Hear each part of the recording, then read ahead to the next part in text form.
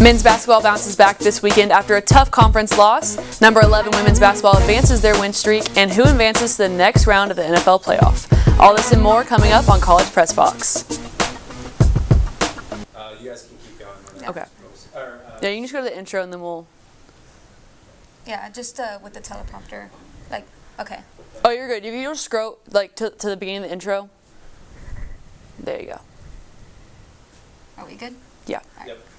Good evening and welcome to College Press Box. I'm your host, Janelle Thanguma, and she's Campbell Choate. We have a great show for you this evening. But first, a quick reminder before we get started here that we are sponsored by Cat Metro, Austin's very own regional public transportation provider, connecting you to work, school, and everywhere in between. Find your ride at catmetro.org. After a tough loss to UCF last Wednesday, men's basketball returned to the court with fire against number 9 Baylor. Let's look at some highlights from Saturday's game. After a tough loss to UCF last week, men's basketball returned to the court with fire against number 9 Baylor. Let's look at some highlights from the game.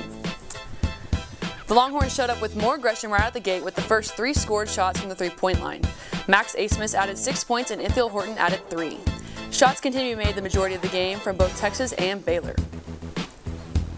Here, Asmus sinks another 3 halfway through the first quarter. Asmus clocked in 15 points against Baylor and tied a season high of 7 assists. Both teams answered back pretty quickly throughout the game, and here, freshman Chris Johnson blocks a shot from Baylor's Jacoby Walter.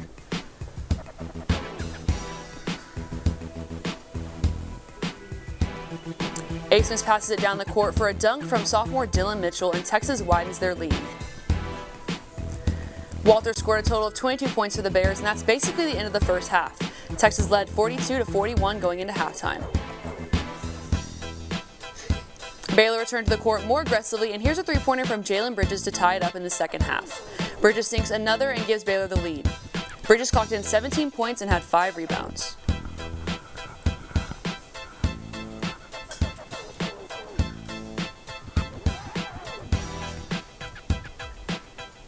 Like I said, Baylor came out of the half aggressively and continued to expand their lead for the Horns before the Horns could answer back. Here, Dylan DeSue spins away from his defender and scores a layup, and he breaks through Baylor's defense again to put the Horns up by 3 late in the second half. DeSue had the second most scored points on Saturday behind Tyrese Hunter with 19 points scored.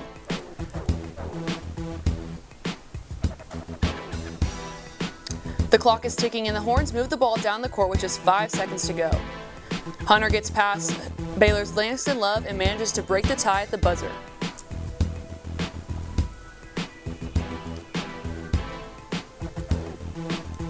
The bench clears and the Horns manage to win 75-73.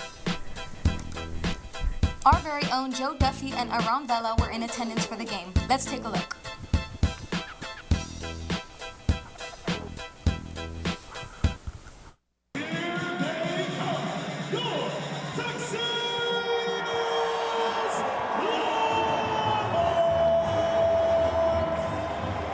After a disappointing loss at the Moody Center this past Wednesday, the Texas Longhorns looked to rebound on a Saturday afternoon against the number 9th ranked Baylor Bears.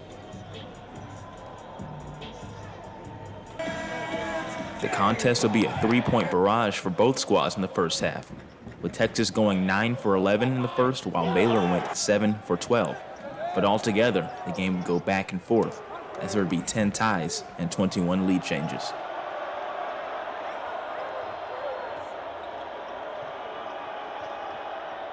But in a game where the Bears almost ripped out Texas fans' hearts, Rodney Terry reminded us that surviving in Big 12 basketball is simply a mentality.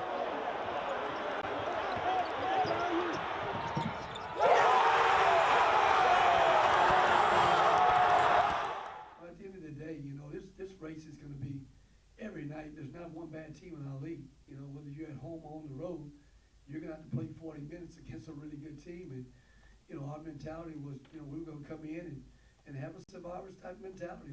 Believe it or not, after a tough loss against UCF on Wednesday, the Longhorns would actually be a 1-point favor against the number 9th ranked Baylor Bears in the Moody Center. This massive win would snap a 2-game losing streak, and the Longhorns advanced to 2-3 in the Big 12 Conference. The Longhorns will travel to Norman, Oklahoma to face the number 15th ranked Oklahoma Sooners on Tuesday. From TSTV Sports, I'm Joseph Duffy. Back with us is our men's basketball analyst, Ronan Binford, to go in depth about the Longhorns' win in their season so far. Thank you for joining us, Ronan. Always great to be here. Texas upset the 9th-ranked Baylor last Saturday, 75-72 in the Moody Center with a buzzer-beating layup from Tyrese Hunter. Ronan, what did Texas do to win this game? The Moody Center was roaring after that game-winning shot from Tyrese Hunter. Baylor's Jalen Bridges just made a clutch three to tie the score 73 apiece. With 5 seconds left, Hunter inbounded the ball to Dessou, who passed it back to Hunter, who made the layup as time expired. It's fitting that Dessou and Hunter were the only players to touch the ball on the final play because this Longhorn victory came from their tremendous performance. Hunter led the team in scoring with 21 points, going 4 for 7 on threes. Dessou had 19 points, 2 rebounds, 2 steals, 1 block, and a game-winning assist with just 24 minutes of play. Though it was a close game, with the largest lead being 8 points for the Longhorns, UT was able to separate themselves from Baylor in some very key areas. Texas, on the back of Dessou's scoring, led in points in the paint 28-20. They also pushed the pace, scoring 13 fast break points to Baylor's 2, while also having 3 fewer turnovers. This game showed that Texas can still upset higher-ranked teams when they're playing to the best of their abilities. Coming into this game, the Longhorns lost 2 in a row to West Virginia and University of Central Florida. What changes did the Longhorns make from those previous performances to get this win? A notable change is that Texas didn't let off the gas in the second half. UT tends to start games well, but end them poorly. In those last 2 losses, UT blew a lead as large as 16 against UCF and was neck and neck with West Virginia, but let them get an 11-point lead that Texas could not come back from. As I said earlier, Saturday's game versus the Bears was close, and UT never let Baylor lead by more than 6 points. This competitiveness in the second half was in part because of the bench play. The West Virginia and UCF benches outscored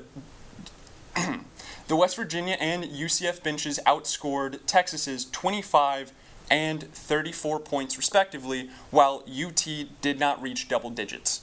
UT's bench outscored Baylor 12-10 Saturday. Texas also handled the ball better, limiting their turnovers to 7 compared to the 11 and 16 in previous games.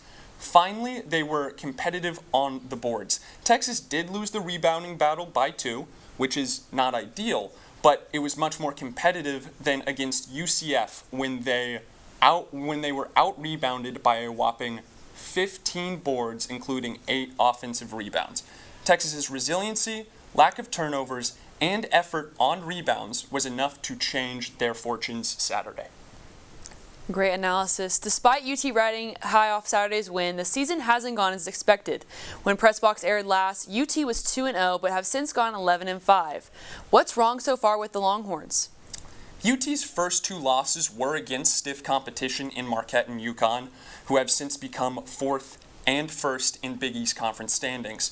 The Longhorns then went on to win 5 games in a row, only to lose the next 3 of their 4 games, all to unranked teams. This includes the aforementioned back-to-back losses to West Virginia and UCF.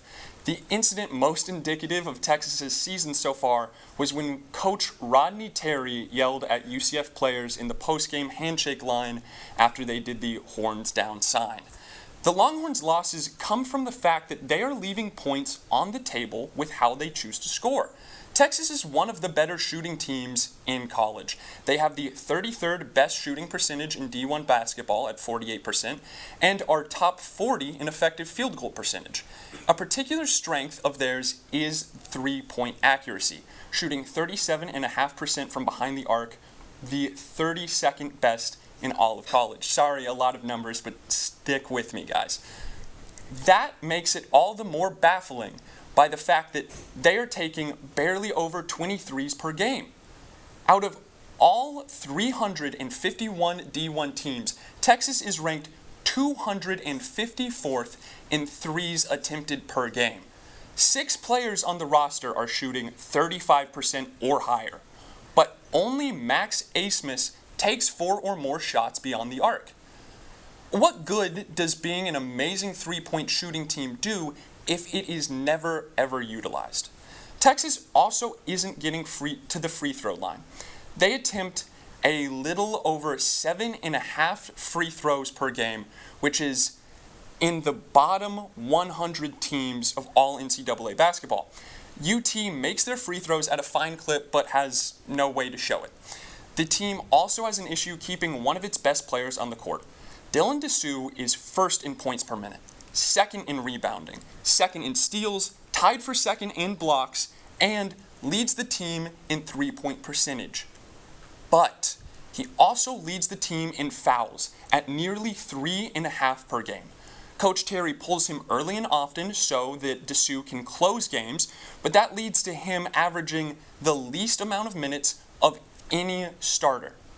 Part of this is Dessou's recklessness, yes, but also that he's the de facto center despite being a 6'9" forward. Texas has no true center, so Dessou is tasked with guarding players larger than him. Against Baylor, he guarded a 7-footer and racked up 4 fouls in 24 minutes. Keeping Dessou on the floor is a must for Texas to win games. The team has other issues that I touched on previously, like its second half collapses and lack of scoring off the bench. UT has lost some key games that were essentially scheduled wins. Now they have the third highest remaining strength of schedule. Their next 5 games are all against ranked teams, including the 5th-ranked Houston.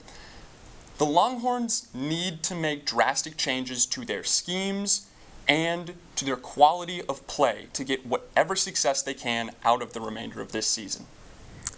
Thanks for that analysis, Ronan. When we come back, Devin Serta will join us to talk about women's basketball. You won't want to miss it.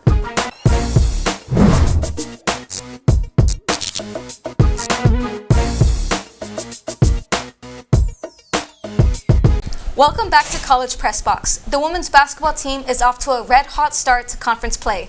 Sitting at 18-2 and ranked 10th, joining us now is Debney Cerda to talk a little bit more about the season.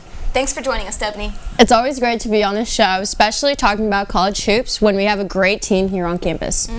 Yeah, and Texas has come off with a strong start kicking off the conference play with great wins against Oklahoma State and Kansas State last week. So who do you think have been big contributors to the Longhorn success? You know, Janelle, this is really such an easy answer, but we have to talk about Madison Booker, just a freshman. She's easily putting up great numbers and really stepping up for this team, especially after junior Rory Harmon was ruled out of the season due to an ACL tear.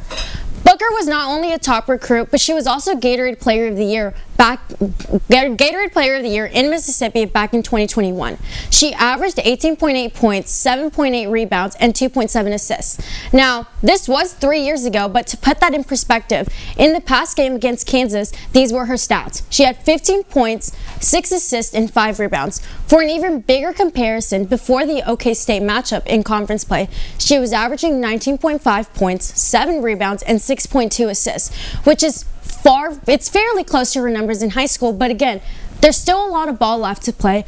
Booker has been on a hot streak recently, and at the Kansas being her 10th consecutive double-figure game, Booker is one of the only 2 freshmen with a 20-plus point game against ranked opponents and has continued to make an impact and a name for herself here on the 40 Acres. She's been on SportsCenter's top 10 plays of the week, earned National Player of the Year, and was even announced Big 12 Player of the Year twice this season, and she got it this week too. Booker has exceeded everyone's expectations and will only continue to grow this season, and it's crazy to think that she's only a freshman. She will have plenty of time to settle in her role and will be a key component for this Texas team. While Harmon has taken Booker under her wing, I personally think we can continue to expect big things to come out from Booker, especially we need to put her in the National Player of the Year conversation. You have other coaches acknowledging her skill set, and she will only to continue to grow, and she's going to show everyone what she's capable of. Yeah, no doubt, Madison Booker is a star for the women's basketball team. But I'd like to know if you think there are any big contributors to Texas's team who maybe aren't getting enough credit or getting the spotlight.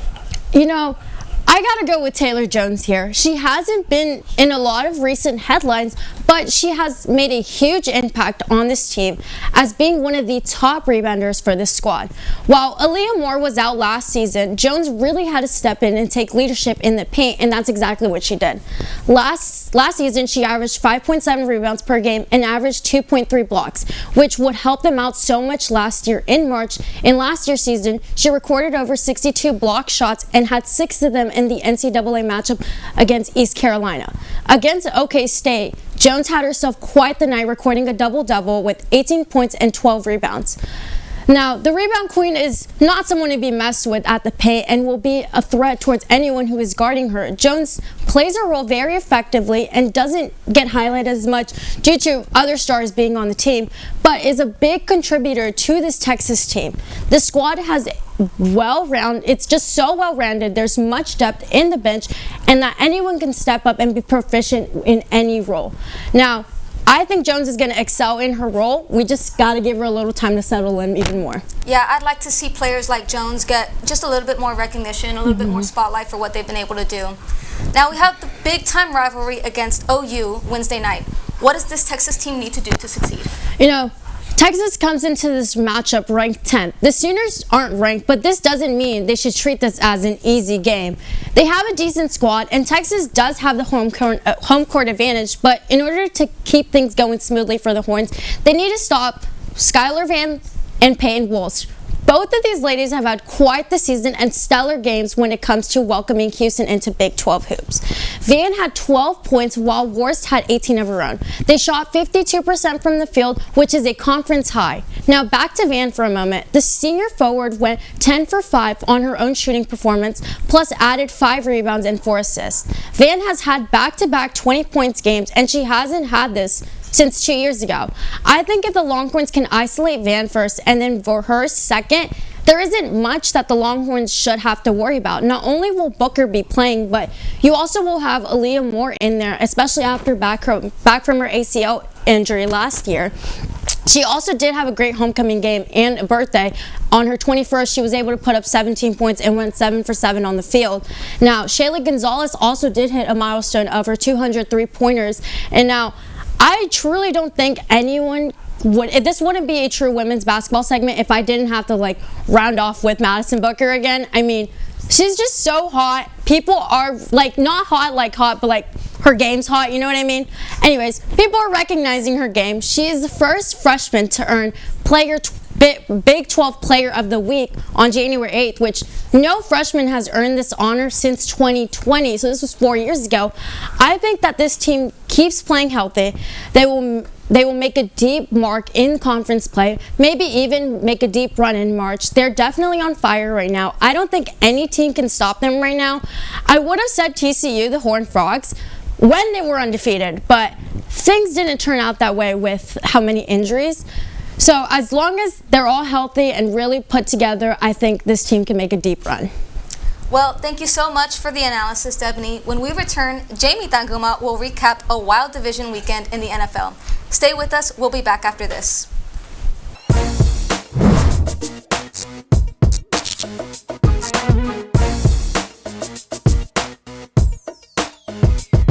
Welcome back to College Press Box. Jamie Tandaguma is here to talk over last weekend's NFL playoffs. Welcome on, Jamie. Thank you, Campbell. I'm happy to be here. Last weekend wrapped up the divisional round of the NFL playoffs. Can you tell us more about some unexpected appearances and absences this far into the postseason? Well, possibly the most notable absence for the divisional round was the Dallas Cowboys. After a strong season, continually fighting for the first seed, and Dak Prescott making a run for MVP, the Cowboys fell short and were eliminated in the first round. This was unexpected as it was the much lower number 7 seed Green Bay Packers that delivered the blow. Dak Prescott threw 2 interceptions, one of which turned around and led to a touchdown. But it was the Cowboys' defense that seemed to struggle the most. They couldn't find an answer to Aaron Jones' impressive run game, and Jordan Love, the young QB's equally impressive night with 3 passing touchdowns. Another shock, to me at least, was the Philadelphia Eagles being eliminated in the first round by Tampa Bay. At one point in the season, the Eagles were unstoppable, but after a couple bad weeks in a row, they couldn't get back to the team they once were. The Texans appearing in the divisional round was quite the story. They were being led by rookie QB CJ Stroud, who has made an impressive run, but unfortunately they fell short to the number 1 seed Ravens on Saturday. I think we've all been excited to watch CJ Stroud, and there's been quite a few young QBs in the postseason. Do you think this will factor in when the pressure increases? I think so. If you look at last weekend, it already has shown to be a factor. One of the 3 young QBs this playoffs, Stroud, Love, and Purdy, only one remains. When the Texans faced the Ravens, it was hard not to notice the difference in experience in high-pressure situations between Lamar Jackson and CJ Stroud. With pressure in the pocket, Jackson scrambled and found his way, but CJ Stroud struggled to find answers, especially against a very strong defense like the Ravens. And Brock Purdy and Jordan Love faced off in San Francisco. Both of these are first-year starters, but Jordan Love, a first-round pick, showed a different level of steadiness. Brock Purdy struggled early on. It was a rainy day in San Francisco, and that possibly could have been a factor, but he didn't really find some rhythm until late in the fourth quarter, which was when they needed him most. His final drive was calm and precise and put the Niners in a position to score and take back the lead. And with only a minute left, it was now Jordan Love who was scrambling. And when he threw an interception in the final drive, it sealed the game for the Niners to move on to the NFC Championship. There, Brock Purdy will face the Lions and Jared Goff, a quarterback who has been in the league 7 seasons and even played in a Super Bowl. This matchup might show that inexperience is in fact a factor, or it will give Brock Purdy a chance to prove himself as a young QB. Patrick Mahomes played his first playoff game on the road in Buffalo. How do you think being in this environment of being on the road in the postseason and being in the city where fans are notoriously unforgiving, especially to a team that continually knocks them out of the playoffs, affected his playing? Well, I think Patrick Mahomes played as good a game as he usually does. He's had a shaky season, but you wouldn't think so after the way they played in Buffalo. And yet still, it was an extremely close game with 5 lead changes. I think that also goes to show how well of a matchup the Chiefs and Bills are. Their level of playing is very similar. I'd say Josh Allen had a great game as well, with 2 rushing touchdowns and a passing touchdown. He was very savvy on his feet, escaping the pocket just as Mahomes was. It came down to the wire, and it was a missed field goal that kept the game from going to overtime. Patrick Mahomes and the Chiefs are going on the road again, this time to Baltimore, where they will face the Ravens in the AFC Championship. One last question, Jamie. There's been a lot of discourse online about how the colors of the Super Bowl logo predict the teams playing. What do you think about that? Listen, I 100% believe that games are won on the field and nowhere else. But with that being said, the only 4 teams left are red, purple, and blue colors. So, I don't know. Do with that what you will. I'm also not a believer in that. But thank you so much, Jamie. For when we return, we will recap the past week in Longhorn sports. We'll be right back.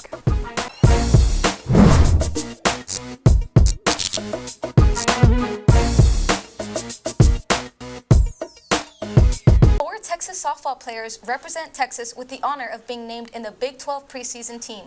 Mia Scott makes her second appearance to the Big 12 team with a unanimous vote, while Mac Morgan, Citlali Gutierrez, Ashton Maloney, and Viviana Martinez join her. This marks the most Longhorns named on a single preseason Big 12 team in program history. Yusuf Bizimania named Big 12 Athlete of the Week. Bizimania broke an 8-year NCAA record in the indoor 1,000-meter race. Bizimania is also a 6-time All-American, and this marked his first Big 12 Weekly Award. Texas men's tennis team fell short to the number 1 ranked Virginia men's team on Thursday. It was a home match for Texas, but they experienced an all-too-familiar defeat to the Cavaliers with a final score of 4-3. And this week in Longhorn sports, on Tuesday, men's basketball will be traveling up to Norman at 6, and they'll be playing at 6 p.m. and you can watch the game on ESPN. On Wednesday, women's basketball will be hosting Oklahoma, also at 6 p.m. and you can watch it on ESPN. And then on Saturday, men's basketball will be traveling to Utah versus BYU at 1 p.m. And women's basketball will play against Cincinnati at 2 p.m. You can watch the men's game on ESPN2, and you can watch the women's game on Longhorn Network. And that'll do it for this week's episode of College Press Box. Thank you to everybody for tuning in, and thank you to everyone in our back room, including our executive producer, Jason Conander. Don't forget to tune into our other shows this week, like College Crossfire on Wednesday at 9 and 1-0 Sports Show on Friday at 10. That's it for me. I'm Janelle Tanguma. She's Campbell Choate. For TSTV Sports, have a great night.